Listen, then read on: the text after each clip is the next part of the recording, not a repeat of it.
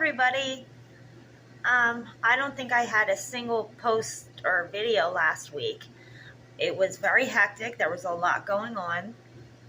My mom had a couple days off, so on her days off are when I get to do things.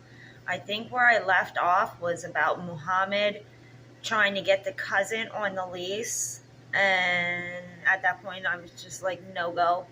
I applied for grants and loans. Lance. I think the grants are going to take months though, and loans, I looked at it. I was approved for a couple, but the interest is just out of control. And even though I really don't understand it, my calculations were it would bury me. So I don't think I should do that. So I talked to the landlord on the day we were supposed to sign the lease after that. When I got back with my mom, he was waiting in the driveway, and he says it's a bigger mess than we even knew, because even Don's LLC and everything Don had, the checks that he wrote that bounced for the back rent before he had the heart attack, everything is all going back to someone else's name. So that person technically might be on the line for everything. So I tried to get a hold of him to ask him and see what's going on with that, but I haven't heard a response. I'm very mad because when I went to Don's rental property, there was the checks and some of the mail that Earl put in the mailbox, I guess, and it was the Social Security checks from January that went to the address and where Don was living. And these are different rental properties, so it's just we bounce around. But they were signed and everything. So I went to the ATM at my bank that I just opened, and I don't know anything about this stuff. And I put the checks in, and I thought it was fine because those were the checks for when he was still alive, and he signed them, and they were checks. And I looked online first, and it said as long as the person did have it signed and stuff, and he did it in the hospital, that it was okay. That if there was checks then after he died, then those had to be sent back. That's what the guy told me. That's what I read too. So I'm just like, okay. And then I get mail 2 days ago that my bank returned the check that was in Don's name that was payable to me and stuff. They kept the baby's, but they returned his, and then they charged me the exact amount of the check, $933. So they took all the little bit of money that I had saved in the bank account, which was just about that. There's like 10 more bucks in there. They took it. So I don't know if I can fight that or not. I'm like, what? How is that even allowed? So that's shocking. I hope I'm wrong in reading this wrong and just confused. But that happened 2 days ago, so I'm waiting for Mom to come and read the mail to see what's happening. Because I put that money I just put in the bank account, the Chime thing, to just sit there and let my credit build up. And then I'm trying to get all the money to come together because nothing's done yet. You know, the VA, we finally went to our appointment on the VA on Friday. I had already filled out everything, packets and packets and packets for headstone, for help for a memorial, for the flag, for the medallion, and then for the money for her and I. And she was like, I commend you for filling all this stuff out already. This is a lot. So she gave me the flag, and that's nice. I'm going to call. She gave me a number for a wooden display case you can put it in.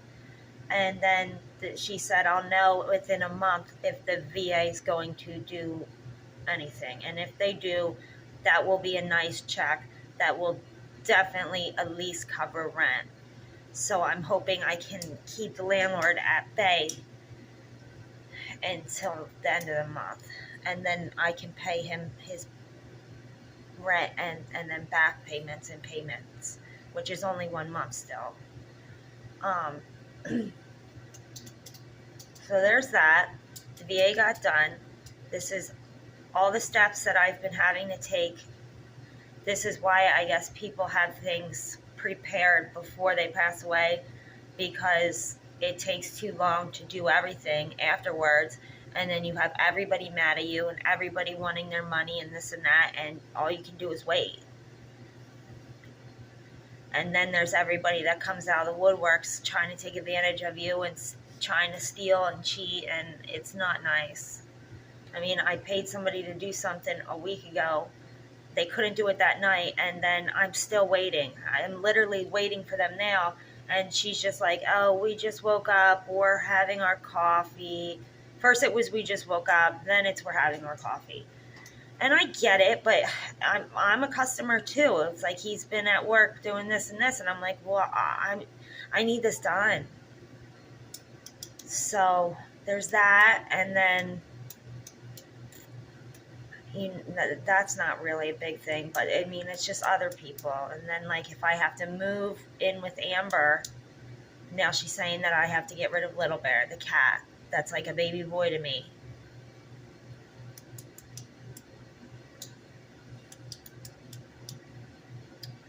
I'm just done doing things for people. It's just every person I help in this town and everywhere and all around, just nobody.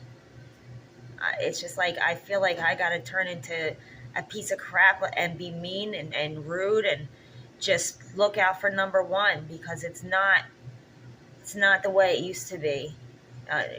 I was raised Cosa Nostra. That's this thing of ours. You take care and trust and love and honor and dignity with your family and your close friends. You usually can only count like 1 or 2 close, real, true friends that become your family. So it's that, and then it's like an expression that used to be, one MF, in our teenage days, one for all, and all is for one, So it's just not like that anymore.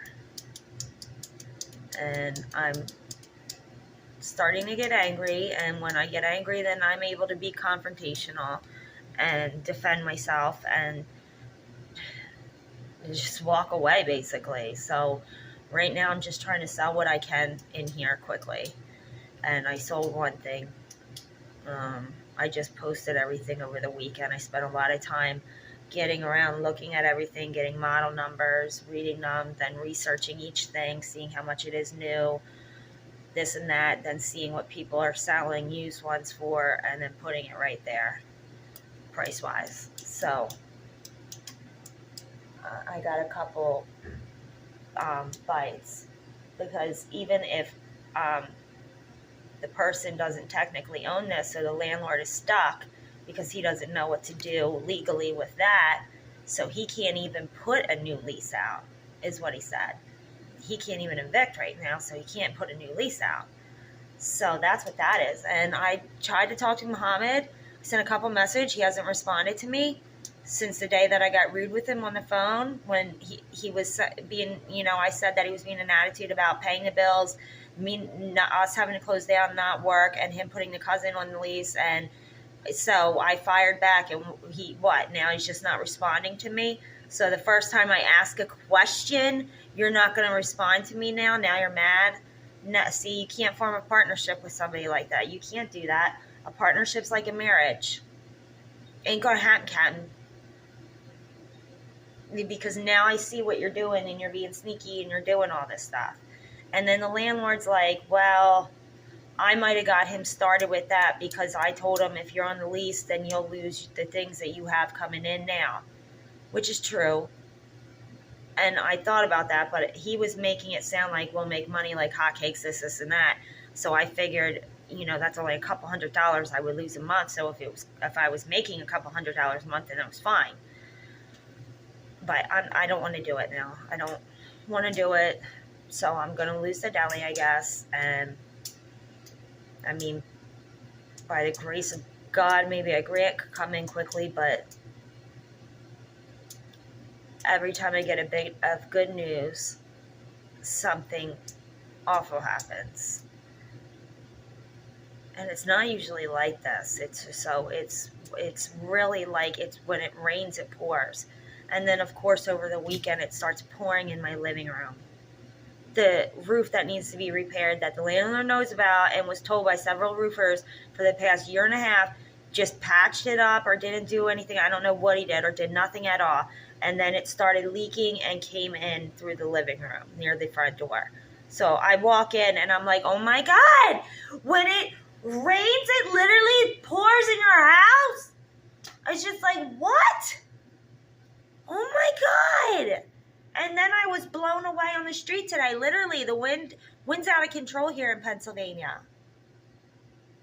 It even snowed for exactly 4 minutes yesterday. Sun was shining, it was fine, and then it snowed pretty heavily for a second. For 4 minutes. I counted. And then it stopped. And then the wind started, and I was like, what's happening? Because it was in the 60s all week. And then it's supposed to be in the 70s all this week. So I'm just like, what?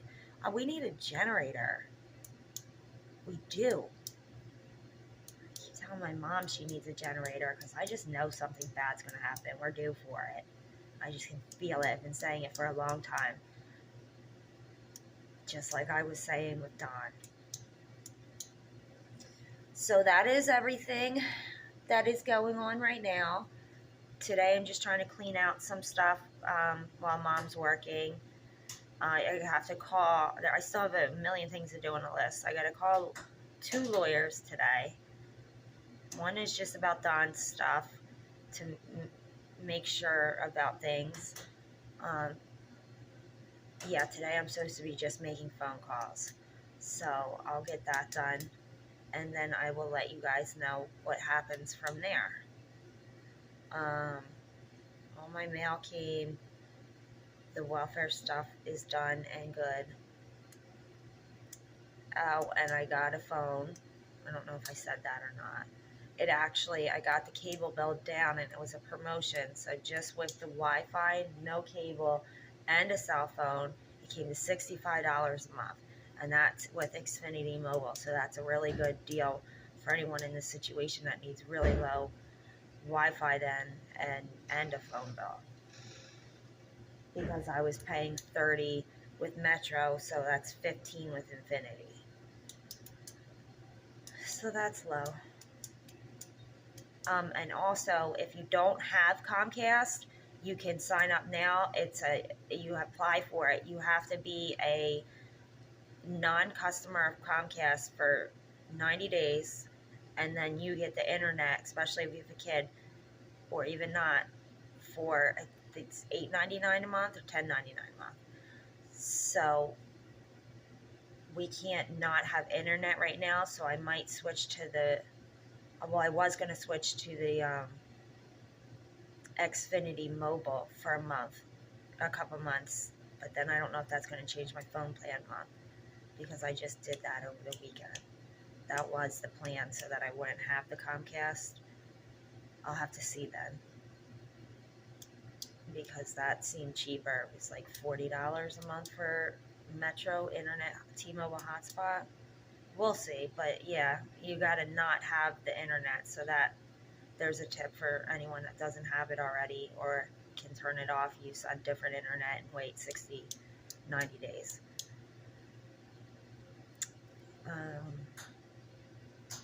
That's it. Thank you. Have a good day. Please share my page, I guess, and my GoFundMe. And thank you for the support and the advice, the hearts, the love, and the friendships. Have a good day, guys. Be safe.